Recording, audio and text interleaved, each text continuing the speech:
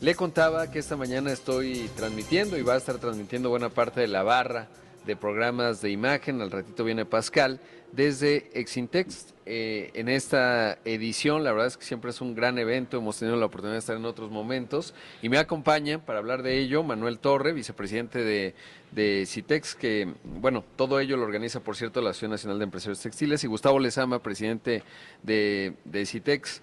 Bienvenidos, gracias. No, gracias, Gracias, gracias. Rodrigo. Bienvenida a ti, Rodrigo. Preguntarles, ¿cómo llegamos al evento de ahora? Sobre todo comentaba hace un rato con Javier, pues que 2026 arrancó con estos nuevos aranceles. Evidentemente hay inventarios, el efecto tarda en sentirse, pero claramente pensaría, porque hemos venido conversando desde hace un tiempo, estamos en la línea correcta, pero ¿cómo están viendo ya este prácticamente primer trimestre del año? Digo, todavía falta que termine marzo, pero en este contexto, ¿y cómo llega Exintex? Yo creo que llega en un momento ideal. Como mencionas, entre otras cosas, el gobierno federal nos ha apoyado mucho. Mencionabas el tema de los aranceles, pero ha habido muchas acciones y no se han visto de inmediato, pero yo creo que el timing y creo que hasta la suerte va a ser de que Exintex va a ser como que tocamos fondo y vamos para arriba. Viene en un momento ideal, está lleno. Y la sensación del mercado es de que estamos listos. La industria textil está todavía con mucho potencial de poder producir mucho más. Entonces, yo creo que viene en muy buen momento. Claro. Digamos, en términos de la evolución que hemos visto en los últimos 2, 3 años, ¿cuál es? Si bien pues se toca a fondo, entonces eso quiere decir que ha estado complicado, y sobre todo cómo se ve la óptica de 2026 y lo que se puede inferir, digamos, por cómo va el evento hoy. Bueno, a final de cuentas hemos pasado, después de la pandemia, por años difíciles en todos los sentidos, particularmente el año pasado con todas las noticias que nos dio Trump, nos hizo temblar, pero poco a poco se va sentando la situación, el hecho de que se vaya generando la sinergia con el gobierno federal, que se vayan de alguna manera disipando las dudas, nos da certidumbre de seguir invirtiendo y de seguir creciendo y apostar al futuro, ¿no? Tenemos que subirnos en la ola y salir adelante. Sí, sobre todo, pues innovación, digamos, valor agregado en términos de construcción de marcas, etcétera. ¿Cuántos estarán presentes como exhibidores y cuántos asistentes se prevé? Tenemos 30,000 metros de exhibición, son 1,200 stands y son como 880 expositores con 3,000 marcas diferentes, desde maquinaria hasta producto terminado, pasando por toda la cadena textil. Más la parte, digamos, de pasarela, etcétera. ¿Cuál va a ser el evento, digamos, porque además invitar a los que quieran venir, pues que vengan, obviamente, pero sobre todo, ¿cuál es el tono y qué es lo que van a observar en este sector que es, pues clave, Es, ¿no? Histórico, además. es toda la comunidad textil. Efectivamente tenemos 16 desfiles de moda con diseñadores mexicanos de tope de gama. Tenemos conferencias, tenemos seminarios, tenemos la participación de gobiernos locales, de gobierno federal, y tenemos muchos extranjeros, tenemos comitivas de Estados Unidos, de asociaciones importantes continentales, buscando hacer más negocio con el textil mexicano. Claro, se ve, digamos, un reposicionamiento, sobre todo considerando, pues justo, no ha sido fácil, ¿no? El tema Trump, pues va cambiando, ha sido un poco atribulado, etcétera, pero no hay duda de que México en la integración de la región Norteamérica sigue siendo fundamental, y sobre todo porque, pues las rondas de aranceles que hemos aplicado, de alguna suerte está muy claro que Estados Unidos también, y ahí hay oportunidades y ventajas comparativas bien interesantes de México en este sector en particular. ¿Se está empezando a ver eso o todavía estamos en etapa de vamos a arrancar, digamos, en este 2026? ¿Cómo lo estás viendo? Mira, definitivamente se está empezando a ver porque el mismo textilero americano demanda el producto mexicano y quiere continuar con nosotros, no quiere de alguna manera que esta sinergia que se ha hecho por años y años continúe, y nos está apoyando para tener presencia en Estados Unidos, ¿no? Se está peleando inclusive con su gobierno para demostrar que hay que continuar con esta relación comercial bilateral.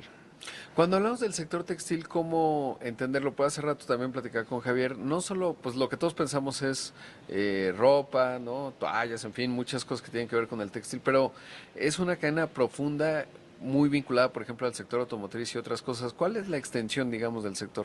Es total. Tenemos productos del hogar, tenemos productos técnicos, o sea, hay textiles hasta en el espacio. Entonces, es una gama inmensa. Está en la salud, en hospitales, ropa quirúrgica, textiles técnicos, insisto, moda. En fin, la extensión es donde voltees, hay textiles. Claro, y eso es importante. ¿Cómo les fue en 2025? Mira, el 2025 primer semestre fue bastante malo, el segundo semestre fue bastante bueno, cerramos muy bien y hemos arrancado estos primeros 3 meses bastante bien. ¿Y cuál dirían que es digamos, obstáculo o desafío para poder lograr que arranque con más fuerza? No hay uno, es el conjunto de las cosas, como todo, ¿no?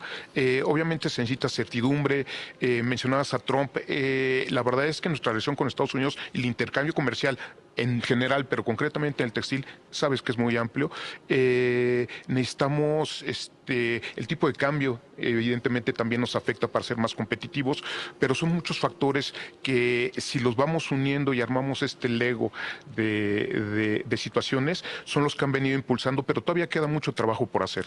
Y estamos trabajando con las autoridades a los 3 niveles de gobierno para que en equipo podamos salir adelante y seguir empujando esta reactivación, porque la industria textil crea muchísimas fuentes de trabajo. Sí, la verdad es que es muy, muy intenso. Está integrada, digamos, cuando pienso en el sector automotriz, pues son cadenas muy integradas, ¿no? Que van, vienen, se regresan, etcétera. El sector textil, ¿cómo funciona en esa parte? Pero me da, digamos, la intuición que tengo, y he platicado con ustedes en otros momentos, quizás sí está integrado, obviamente, con algunos sectores, pero no es como otros componentes de No, aquí manufactura. estamos más integrados. Es muy distinto. De hecho, yo digo siempre que somos la parte rara del automotriz, ¿no? Nosotros en lo personal, bueno, en la fábrica en la que trabajé hasta diciembre, hacemos hilo sintético, hilo principalmente de poliéster, que va a los tejedores que hacen vestiduras para automóvil, y con estos hilos se visten los automóviles, tanto asientos como toldos, como pilares, puertas, etcétera, ¿no?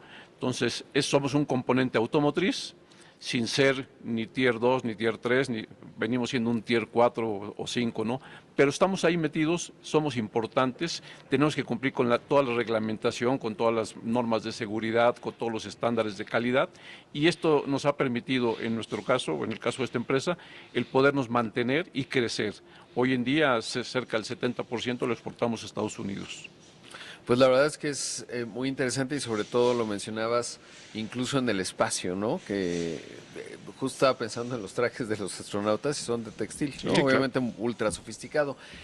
¿Qué tanto, digamos, hay por recoger en el valor agregado? Porque creo que se viene un posicionamiento de marca que siempre es un desafío, hay inversiones globales que se tienen que hacer para posicionar la marca, por eso siempre creo que es fundamental la parte de moda que colocan, porque ahí está el valor agregado de creadores mexicanos, la estética mexicana tiene mucho eco, pero ¿qué otros elementos o en eso que todavía hay que trabajar, cuáles serían los elementos para que el valor agregado sea más alto, ¿no? Y no solo sea la ventaja comparativa hacia abajo en términos del costo? Ya no se puede descuidar ninguno de los factores que componen el costo de producción. El hecho de que la marca o el tener el punto de venta esa es la ventaja competitiva y ahí se tiene la utilidad, no. Prácticamente ya todo es commodity. Pero entonces hay que trabajar en todo, en creatividad, en innovación, en tecnología, en productividad, hoy por hoy en compliance respecto a la sustentabilidad, en todo, y eso es lo que te hace competitivo. Ya no hay un factor y si no estás en eso, no va a haber valor agregado y no va a haber utilidad.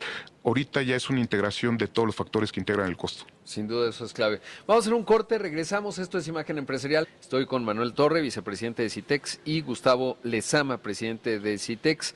Y bueno, uno de los temas clave tiene que ver, me parece que estamos lo comentaba ahorita fuera del aire, en el diagnóstico correcto por lo menos, en donde nos damos cuenta, o el gobierno federal se da cuenta, que sin inversión pues va a estar bien complicado mantener una tasa de crecimiento, sobre todo porque venimos de un 2025 en donde la economía creció apenas 0.8% y eso que cerró en el cuarto trimestre bastante mejor de lo que se esperaba, porque andábamos en el 0.5% y arrancando el año pasado, pues parecería que íbamos a estar en una recesión muy leve, menos 0.2, 0.4%, pero pues es un crecimiento muy bajo. Lo que hoy se proyecta en la mediana, si uno ve la encuesta del Banco de México, es 1.5%, y para lograr que entonces se dinamice el crecimiento, pues se requiere inversión, obviamente el sector privado, y eso genera dinamismo.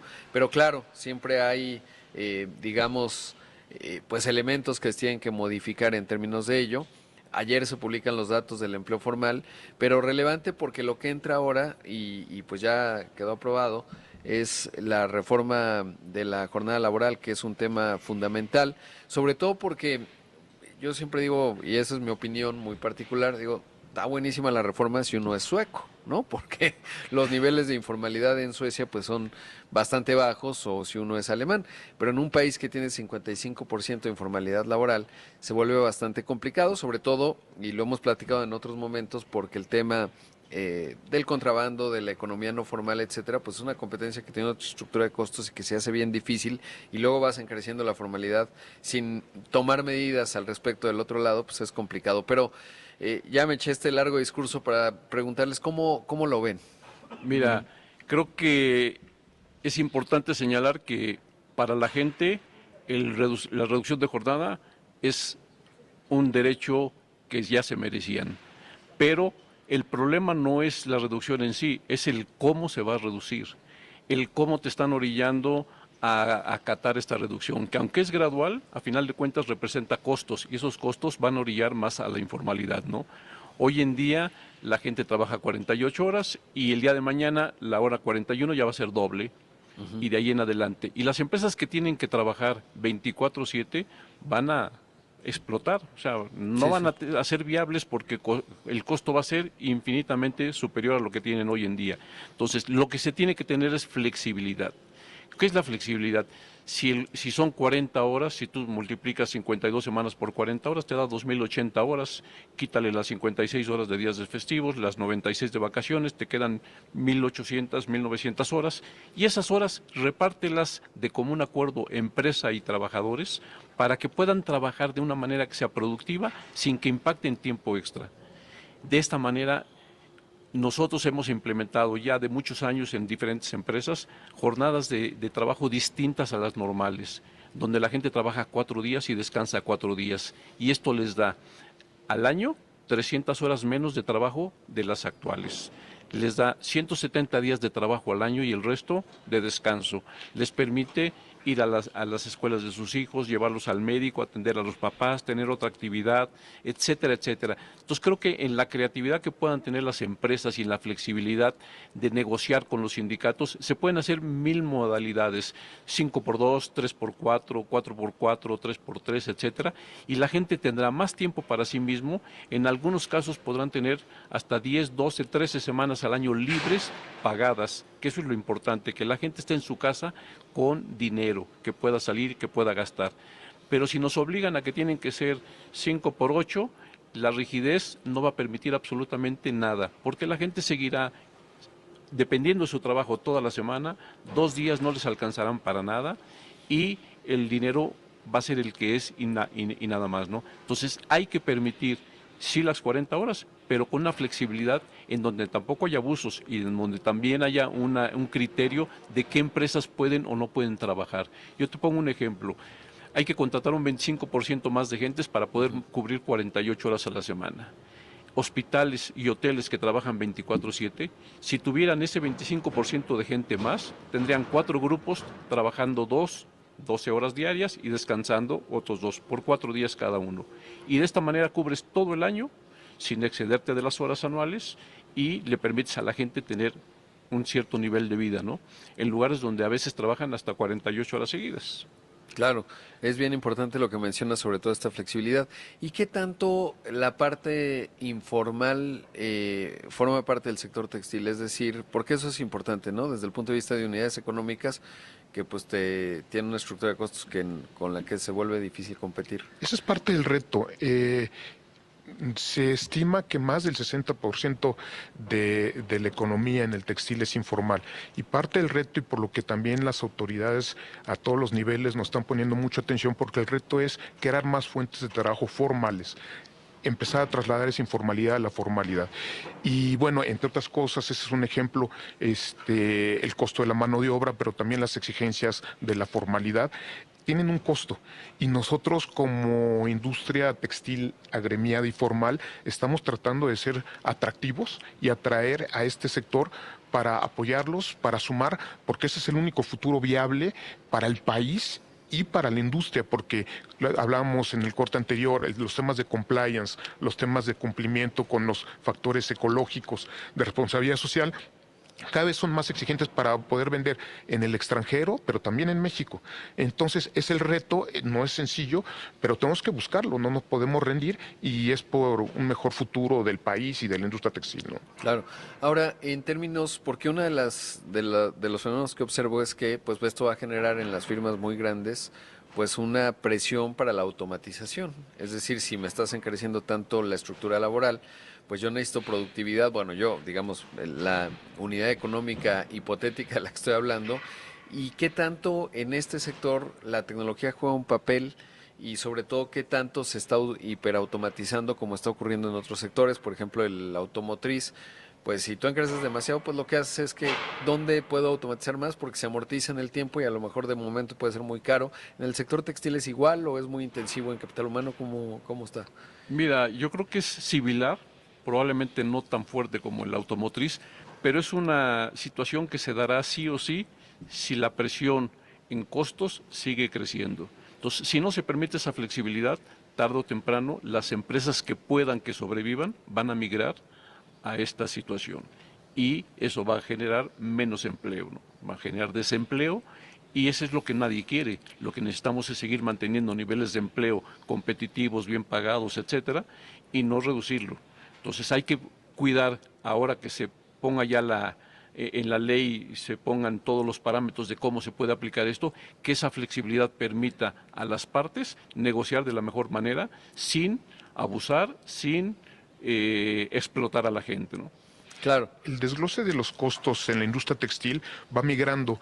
El principio de la cadena textil es muy intensiva en capital de trabajo, maquinaria muy grande, muy costosa, y conforme vas avanzado al producto terminado, a la confección, es muy intensiva en mano de obra. Entonces sí hay diferencia el principio de la cadena y el final de la cadena, en donde las costureras, porque hay muchas mujeres en esta Sí. industria, pero también se puede robotizar. No es exento, esta industria es igual que cualquier otra, la verdad es que la tecnología cada vez va a estar más enfrente, pero hay mucha capacidad de producción. Nada más hablando del mercado nacional, tenemos en México, la industria textil tiene muy poca, hoy por hoy, muy poca participación en el mercado nacional.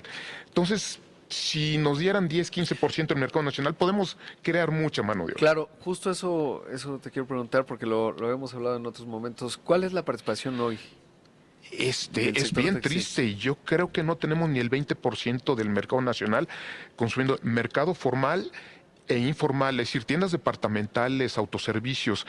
Si ustedes, y digo, lo Sí. pruebo, hay estadística y obviamente hay datos duros, pero haciéndolo, digamos, a manera doméstica, si cualquiera se da una vuelta a cualquier tienda departamental o autoservicio y observe etiquetas, el 80% va a ser hecho en China, hecho en Vietnam, hecho en Malasia, hecho en Asia. Es más, te invitaría a los que nos están escuchando, si están con ropa deportiva, a lo mejor ya sacan, revisen las etiquetas. A mí me gusta hacer eso. Digo, este es de acá. La tela, la verdad es que no me acuerdo dónde es, pero me lo hicieron por acá. Morera Grosso. Pero, pero, pues revisa sus etiquetas y ahí te das cuenta de la Sí. realidad, ¿no? ¿Dónde Hay una está? campaña ahorita del gobierno federal que es muy interesante, Traes tu Hecho en México, que es una campaña que se ha retomado, y la verdad es que nos están apoyando. Ahí hay un pacto con las tiendas departamentales en donde se vaya ampliando el porcentaje de producto nacional, de integración nacional. La industria textil es bien importante decirlo. En el caso del algodón puede ser 100% integración mexicana, desde el campo, el algodón, hasta el producto terminado. Entonces le estamos dando mano de obra, le estamos dando riqueza, le estamos dando empleo a nuestra industria, a nuestro país, a nuestros trabajadores, y hay que también trabajar un poquito por la conciencia. Es un poco más caro, pero ojo, nosotros no tenemos subsidios. No, deja tú los subsidios. Ahorita que te escuchaba, pensaba, bueno, es que es complicado competir con un campo de trabajo forzoso. Me refiero a la provincia de Xi'an en China. La cadena de valor está integrada. Nunca ha sido tan claro. Ha habido las empresas que han tomado acciones al respecto, pero pues tienes mano de obra gratuita. Ya no hay discusión de la jornada. Trabajas lo que te digan que tienes que trabajar en una cosa muy terrible. Y ni hablar de otras partes del sudeste asiático que tienen otra estructura de costos con un costo ecológico también importante. Acá estamos hablando de un sector que cumple reglas medioambientales, reglas laborales, que de repente se encarece, hay que por eso tener mucha flexibilidad de entendimiento. Pues si no se vuelve bien difícil, ¿no? Más el subsidio, o sea, todo ello ponle subsidio y por eso puede costar más barato colocarlo en Lázaro Cárdenas que lo que te cuesta enviarlo de aquí de Puebla a Monterrey, por ejemplo, ¿no? Lo cual pues es extraño. Sí, es una labor de equipo lo que tenemos, o sea, por eso también las autoridades son parte de este barco, los empresarios no podemos ir solos, tenemos que ir en equipo y porque son muchos factores. Claro, pues les agradezco a ambos que hayan estado, que nos hayan invitado. Acá está transmitiendo buena parte de la barra de imagen, un sector fundamental para nuestro país. Muchas gracias. Gracias. Rodrigo, encantados. Bueno, ahí escuchamos a Manuel Torre, vicepresidente de CITEX, Gustavo Lezama, presidente de CITEX. Le quería dar los datos, ¿me va a dar tiempo? No me va a dar tiempo. Rápidamente, el sector de vehículos pesados mañana le cuento, y por supuesto el sector de empleo formal, justamente que tuvo un buen febrero, creció 50% febrero contra febrero, sin embargo, bimestral, enero-febrero, pues hay una caída de 9% porque enero fue realmente no muy bueno.